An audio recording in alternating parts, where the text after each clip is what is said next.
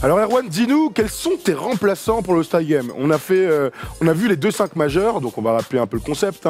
Les fans ont voté pour 50% des voix du All-Star Game. Il y a les coachs 25% et les journalistes 25%. Non, les joueurs 25% et les journalistes 25%. Donc vas-y Polo, mets-nous les 2-5 vite fait, s'il te plaît, avec ta petite photo que tu as trouvée.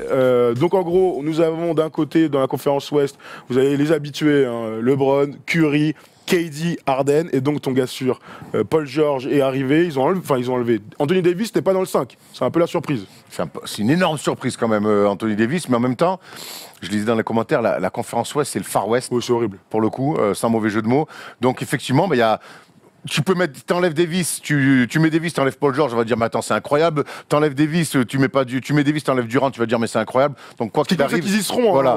Tous les deux. Finalement, être élu dans le 5 par les votes, c'est pas une fin en soi, c'est une forme de récompense. Bien sûr. Mais popularité. Mais ouais, mais l'important c'est d'y être au final. Bien, de toute façon, l'étoile, il n'y a pas écrit c'est dans le 5 ou pas sur Basketball Référence. Dans la conférence Est, c'est un très très beau 5, encore une fois. Kyrie Irving, donc elle amène. Kemba Walker intègre ce 5 majeur, belle surprise, vraiment une belle surprise. Joel Embiid au poste de pivot et Kawhi et Giannis. Kemba dans le 5, moi ça m'a plutôt étonné. Nous on avait mis quoi, Oladipo? On avait mis Oladipo, je crois qu'il a fini 5e des arrières. À cause de la blessure, je sais pas. Après, il a marqué les esprits. Oladipo, c'était dans la régularité, même si Kemba Walker connaît un début 2019 un petit peu plus compliqué, ça a commencé un peu avant. Il a mis des cartons. Il a marqué les esprits sur ce début de saison en mettant des 40, des 50, 60. Ça fait beaucoup quand même. Donc il a marqué les esprits très tôt dans la saison et on n'oublie pas. Et on n'oublie pas, et accessoirement, les Hornets sont quand même toujours 8e de la conférence. On parle de John Wall qui n'a pas été bon sur son début de saison et qui s'est blessé. On parle de Kyle Lowry qui a fait un bon début et qui est vite rentré dans le rang un petit peu et qui a laissé apparemment le leadership, bon, forcément à Kawhi Leonard, mais même à d'autres. On a pu penser à Bradley Beal par exemple. Ouais, à Bradley Beal aussi, mais dans le 5 majeur, je parle. Ouais, dans le 5 majeur, mais qui est arrivé un peu tard et le bilan est moindre. Et pas fou. Le bilan est pas fou. Mais ça marche pour Anthony Davis, du coup, c'est une récompense sur les bilans parce qu'on a que des mecs a priori qui sont dans le top 8 de leur conférence. Donc au final, ça peut paraître surprenant au prime abord comme ça de voir Kemba Walker dans le 5, mais avec un peu de recul, c'est mérité. Très bien. Allons sur les remplaçants. Donc, il fallait choisir 14 remplaçants, 7 de la conférence Est, 7 de la conférence Ouest. Ensuite, les deux capitaines, donc Giannis et LeBron, à la télé, vont faire leur fameux chou-fleur pour choisir l'un après l'autre, d'abord le 5 majeur et ensuite les remplaçants. On pourra le voir tous ensemble et on fera évidemment une vidéo une fois qu'on aura les deux équipes. Alors, Erwan, raconte-moi un peu qui tu as choisi dans la conférence Ouest. Alors, dans la conférence Ouest, forcément, je vais mettre Anthony Davis. Oui, je pense qu'on est d'accord. On est d'accord là-dessus. Oui. Ensuite, j'ai envie de mettre un Spurs. Et on avait débattu un peu la semaine dernière sur le cas Rudy Gobert. Et donc, évidemment, je n'ai pas changé de discours une semaine après. Moi, je mets DeMar DeRozan parce que il était à Toronto, il était dans son cocon, tout le monde disait ouais mais je serais curieux de le voir hors Toronto. Eh ben, ça marche très bien pour notre ami, ça marche très bien. C'est lui pour moi le go-to guy de cette équipe, donc je le récompense lui. Je mets Clé parce que t'es obligé de le mettre, il est fantastique. Je crois aussi. Il est fantique. Je sais pas s'il y sera parce que on reste tout 30 secondes sur Clé. Moi aussi je l'ai mis dans mes sets. Alors de mettre 4 Warriors, donc soit Cousine, soit qui revient de blessure, soit Draymond Green, ça me paraissait un peu abusé au vu du Far West, mais de pas mettre Clay qui est avec James Harden, le meilleur arrière de la NBA. Surtout que là, ils ont mis un énorme coup de speed, ils ont mis un énorme coup d'accélérateur, ils sont premiers de la conférence Ouest. Il a encore fait des records fous. Et par la manière, et lui, non seulement il est bon dans le bilan collectif, il arrive à faire des cartons individuels aussi. Donc non, je mets Clé, je le mets, finalement, il n'y a quasiment pas de débat. De Rosa, donc on l'a dit, Jokic, parce que le bilan et puis sa saison est fantastique. Je l'aurais peut-être même dans le 5, Jokic, dans un très bon moment. Russell Westbrook, parce qu'il est en triple-double et que son équipe marche fort. Damien Lillard, parce que Lillard est un des meilleurs meneurs de la ligue. N'en déplaise à certains. Ça déplaît à personne. Ouais, et je mets, on sait jamais. Écoute, et puis je mets Rudy Gobert. Je mets Rudy Gobert. Donc on a fait le débat la semaine dernière. Tu avais mis Rudy Gobert. En refaisant ton set une semaine plus tard, tu laisses Rudy. Ouais, je mets Rudy Gobert. T'as des vraies raisons ? Le Jazz est 7e. Le Jazz doit être représenté pour moi au All-Star Game par rapport aussi à la récompense de la saison dernière collective du Jazz qui fait une demi-finale de conf et par rapport aussi à son titre de meilleur défenseur de l'année. C'est quand on gagne des titres individuels, on gagne aussi un petit peu de crédit et gagner du crédit, c'est être aussi invité au All-Star Game. Et pour moi, Rudy Gobert mérite ce crédit-là. Il fait une très bonne saison individuelle. Son équipe s'est remis dans le droit chemin. Donovan Mitchell a un petit peu raté son début de saison, a des pourcentages au tir un petit peu compliqués quand même. Rudy, c'est la force tranquille, c'est des stats propres et je trouve que même ça fait du bien à Donovan Mitchell peut-être de ne pas lui mettre au All-Star Game pour dire faut que tu digères encore un peu ta super première année rookie, et je récompense Rudy Gobert, qui est ni plus ni moins que le défenseur de la saison dernière. Très bien. Moi, je vais vous parler de mon set. Alors, il y a quelques différences. Je vais aller d'abord sur les gens communs, hein, tout simplement. Donc, Damian Lillard, Russell Westbrook, ça me paraît évident. Anthony Davis, ça me paraît évident. Nikola Jokic aussi. Klay Thompson aussi. Alors là, on a parlé d'un Spur plutôt que de mettre de Spurs. Moi j'ai mis la Marcus Aldridge. J'ai mis la Marcus Aldridge parce que DeMar DeRozan fait une très bonne saison, mais le truc c'est que il y a tellement meilleur sur son poste aujourd'hui dans la conférence Ouest que j'ai l'impression qu'il a pas le niveau pour y être. Je mets des grands guillemets, hein. Il est très très fort, all around, il est magnifique, il fait une saison très intéressante. Mais là, Marcus Aldridge, avec ce record en carrière, il n'y a pas si longtemps, il a mis 56. Ouais. Deux prolongations. Un truc, oui, le meilleur match de la saison. Ah, faut les mettre, hein, je te confie. Moi, j'ai jamais mis 56, hein, même s'il y avait 10 prolongations. Même en comptant l'échauffement. Non, mais en comptant. Ah, quoi que, quand même, les mains droites, ça va vite. Donc, là, Marcus Aldridge fait une saison très solide.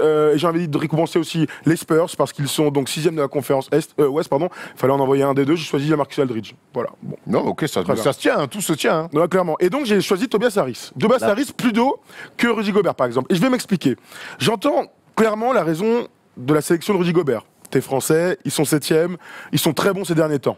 Sauf que. Pas que français. Ah ouais, t'es aussi espagnol? Non, mais je suis aussi, je suis la NBA et tu me connais, je vais pas mettre un français juste parce qu'il est français.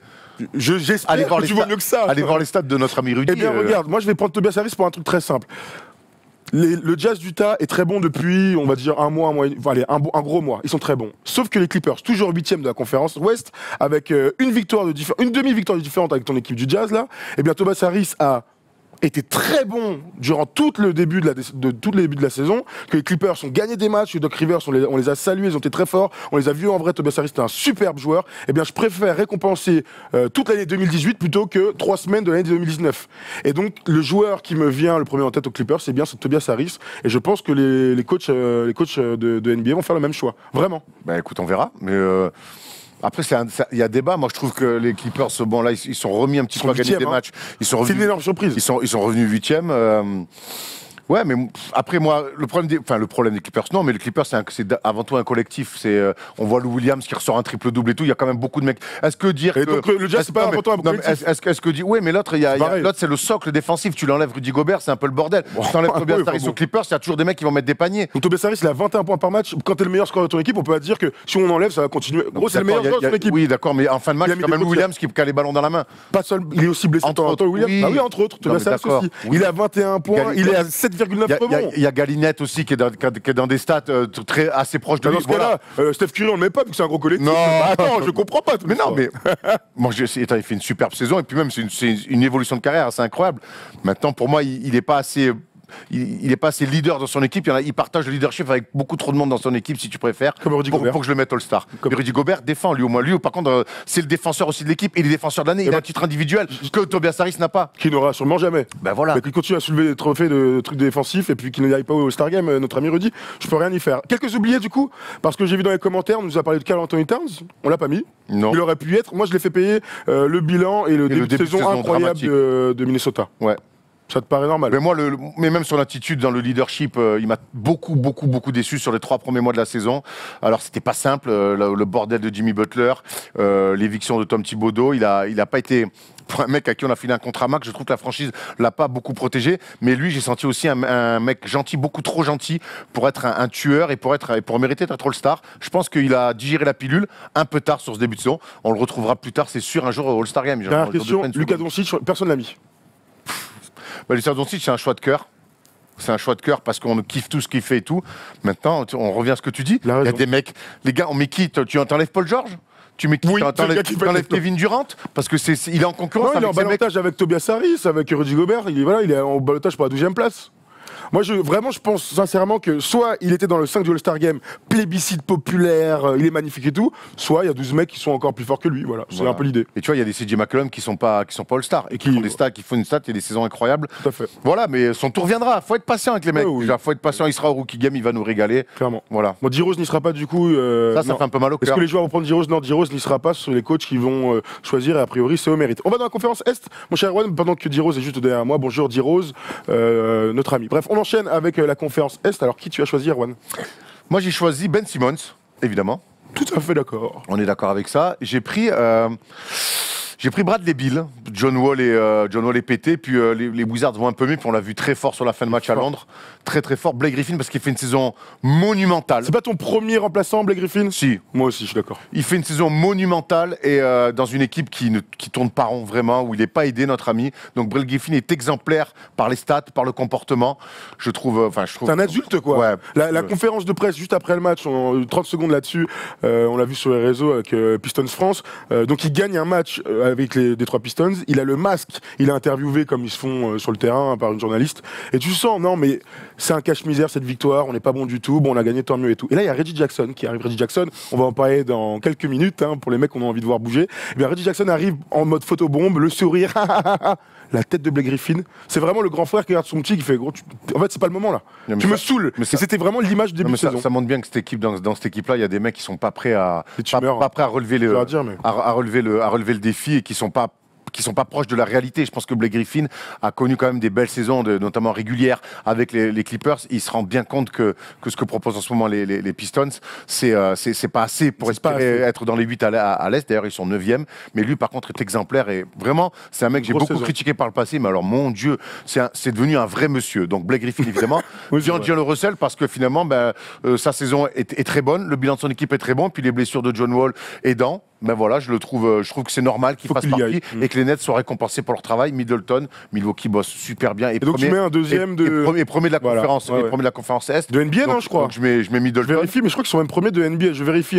Ouais, ils sont premiers de NBA. Ouais, premiers de NBA, on nous dit. C'est normal autour de Giannis de mettre son lieutenant plus. Chris Middleton, pareil, un parcours assez atypique, un mec qui fait pas de bruit, joueur très complet, fort joueur, présent dans les fins de match. Tu mets donc Middleton plutôt que Bledsoe, qui fait une très bonne saison. Ouais, je mets Middleton quand même. En fait, j'ai mis la même chose. Je pense que je récompense l'ensemble de Milwaukee, c'est-à-dire que l'évolution, la dernière était à 20 points, on en parlait pour le Star Game, j'aurais adoré qu'il passe le cut. Avec Bledsoe, fait une bonne saison, mais le deuxième meilleur joueur de cette équipe des Bucks, c'est Middleton, donc on a envie Moi, je pense que t'enlèves Bledsoe, il y a Brogdon derrière, tu vois, t'enlèves Middleton, ça fait un vrai trou. Ah oui, tu m'étonnes. Voilà. Et donc la dernière grosse cote, c'est Pascal. Siakam. Alors, pas de Laurie. Non, parce que derrière Leonard, pour moi, qui fait la meilleure saison, qui a le plus d'importance, qui a le plus d'impact dans l'équipe, c'est Pascal Siakam. Parce qu'il a été élu une fois meilleur joueur de la semaine, rien que ça, et je trouve qu'il est très fort. Il est très fort dans les fins de match. Il est sur une progression, et j'ai envie de, voilà, je trouve qu'il faut le récompenser. Les Raptors sont deuxième de la conférence Est. Il est normal qu'il y ait 2 Raptors. Alors il y avait la balance avec Kyle Lowry, il y avait la balance avec Serge Ibaka. Serge Ibaka a des marques un peu plus de points. Oui, il a 16 mais l'impact de fin de match de Pascal Siakam des 2 côtés du terrain pour moi est énorme. Il marque des paniers, il est bon défenseur. Je te dis, il a été élu meilleur joueur de la conférence Est. C'est le seul Raptors avec Kawhi à l'avoir fait. C'est pas anodin. Il a, pareil, le bilan, l'impact sur l'équipe et puis le statement, ce petit trophée de joueur de la semaine qui, pour moi, le propulse au All-Star Game. Et on rajoute, bien sûr, pour finir, D-Wade. C'est sa dernière saison. Il est fort normal que D-Wade fasse partie de la fête une dernière fois. Certains disent que, sur D-Wade, moi aussi je l'ai mis, certains disent que le All-Star Game n'est pas une récompense d'une carrière genre César d'honneur. Chacun fait ce qu'il veut. Si t'en mets 1 sur 12, moi ça me va. Même sur 1 sur 24 du coup. Ouais, 1 sur 24, 1 sur 24 c'est D-Wade, on a envie de le voir avec LeBron. Exactement. On a envie que LeBron choisisse son premier D-Wade. Et puis il mérite quoi, c'est un mec qui est triple champion NBA. Il est pas le seul depuis 2015. Oui, mais voilà, bon, moi ça me gêne pas quand c'est des mecs comme ça qui nous ont tous régalés quoi. Des mecs d'une ampleur comme celle-là. Ça a été Dirk l'année dernière, ça a été Kobe avant, ça a été Jordan avant. Oui, il est dans le gratin du Hall of Fame et donc on a envie de le célébrer une dernière fois et j'espère qu'il va chanter à la mi-temps parce que c'est un super chanteur. Non, pas du tout, c'est une fausse info. Je vais sur mes remplaçants à moi de la conférence Est. On va voir d'abord les gens en commun. Donc Bradley Beal, Ben Simmons, Blake Griffin, D'Angelo Russell, Chris Middleton, D-Wade. Voilà, je vais pas répéter ce que tu as dit parce que tu l'as très bien dit. Juste sur Jimmy Butler, j'ai hésité avec un Raptor, j'ai hésité avec pas mal de mecs et je suis tombé sur Jimmy Butler. Je dis pas qu'il mérite. D'abord, il a commencé la saison à Minnesota, c'était très mal passé. Il a pas des stats flamboyantes du côté de Philadelphie. Mais sur son poste, franchement, il est top 3 de l'Est, quoi. Sur le poste 2, comme ça, défenseur, scoreur, clutch, c'est difficile de faire mieux que lui. Donc, avec son niveau intrinsèque, j'ai envie, il doit y être. Voilà. Et de voir 3 mecs de Philadelphie à ce moment-là, c'est peut-être un peu trop, mais l'équipe est composée comme ça. Sur 4e à l'Est, 3 mecs de Philadelphie, ça fait beaucoup. Ça fait beaucoup, mais le problème, c'est que voilà, moi, j'ai pas envie de mettre Siakam. J'adore Siakam. J'ai besoin d'avoir des mecs à 20 points. Alors, c'est pas le cas de Butler, mais en tout cas, des mecs qui ont soit une carrière plus légitime. Pas le cas de Simmons non plus. Ah, Ben Simmons, ouais, mais Ben Simmons, il est presque en triple-double aussi. Donc, Oui, d'accord, non, mais j'entends. ouais, mais Ben Simmons, c'est un joueur supérieur. Siakam, je trouve que c'est un très bon joueur. J'attends encore de voir si il peut être le joueur supérieur. J'ai une question pour toi. On nous dit beaucoup dans les commentaires, certains espéraient même que tu mettes Vucevic. Ouais, Vucevic il faisait partie de mes grosses cotes, un peu comme Jason Tatum. Vucevic fait une très bonne saison. Il a plus de 20 points, il a 11 rebonds. Mais est-ce que c'est suffisant? Pourquoi on mettait pas, comme il s'appelait l'autre là, qui a fini le shooter, qui a fini au KC en 6e homme? Moi j'ai un vrai trou de mémoire qui était à Houston, qui était à Sacramento. Wow, un meneur, un deuxième arrière tismé, un shooter, un shoot bizarre. Ah oui, Kevin Martin. Kevin Martin a fait une saison à 24-25 points. Pourquoi on le voit pas au All-Star Game dans ce cas-là? Voilà, moi j'ai besoin d'avoir des mecs qui ont de l'impact. Moi j'entends aussi pareil, je vois des grands Tatum, point d'exclamation. Alors je comprends que certains puissent être fans de Jason Tatum, on l'est tous, on adore ça. Il y a qu'un seul mec de Boston en plus. Ouais, d'accord, il y a qu'un mec de Boston, mais Boston paye aussi un petit peu ces complications qu'il y a eu dans la saison. Et puis surtout, pour l'instant, il y a meilleur que lui. Tatum, il est derrière Kyrie Irving. Il a sorti quelques matchs. Il fait pas non plus une saison d'All-Star encore. Il fait une bonne saison. Il a encore un peu des up and down, mais donc il fait pas une saison d'All-Star. Alors je sais on a le statement de Tatum la saison dernière en playoff, mais pour l'instant sa saison régulière, elle ressemble pas trop à ce qu'il a fait en playoff. Même s'il arrive à sortir des cartons, c'est encore un très bon joueur en progression. Et les mecs, faut se rendre compte, être All-Star, c'est faut crever l'écran. Voilà, faut crever l'écran. Et Tatum ne crève pas assez l'écran. Voilà. Et d'ailleurs, la saison dernière, il n'est pas dans la course au rookie de l'année, et c'était tout à fait normal. Donovan Mitchell et Ben Simmons étaient au-dessus. Il fait des playoffs magnifiques, mais il n'a pas réussi à avoir la continuité espérée. Donc on verra. Moi, je pense qu'il le sera bientôt. Middleton ne fait pas une saison de All-Star. Il a 17 points par match. Ouais. J'entends, mais le truc, c'est que là, je récompense un collectif. Il crève pas l'écran, Middleton, cette année. En revanche, Middleton, ça fait des années qu'il est là, que l'équipe progresse, il a été bon, il était à 20 points l'année dernière par match. Voilà, je récompense le deuxième meilleur joueur de Milwaukee. C'est pas le cas de Boston, qui est 4e, tu viens de le dire, même si je pense qu'ils seront très bons en playoff. Voilà. Dire pourquoi moins que Wade, il y a pas mal de questions sur le l'année dernière, ils l'ont mis. Il a même mis un alley-oop avec une passe Curry. C'était pour lui dire au revoir. C'était pas l'année dernière. Si, c'était l'année dernière, ça. Non.